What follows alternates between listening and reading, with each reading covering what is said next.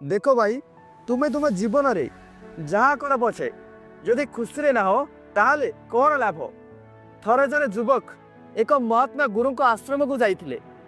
सेठारे से युवक गुरु को पचारिले जे मो पाखरे बहुत टंका अछि, बड़ घर अछि, बड़ गाड़ी अछि, आउ काम करबा पई लोकों को मध्य रखीछि, हेले मु सब बेले दुख रे रहूछि, मो जीवन में खुशी नाही।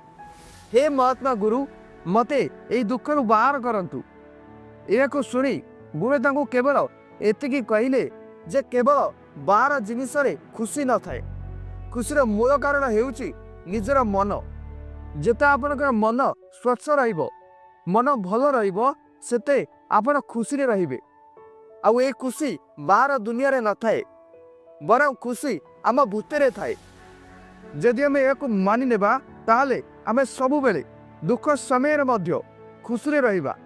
किंतु एथिरे गोटे कथा भल करी जानी थांतु जे आम जीवन रे बेले बेले दुख भी आसीबो आउ बेले बेले सुख भी आसीबो।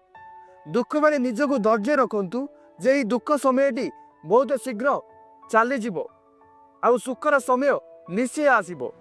तेणु सबु समय रे खुशी रुहंतु।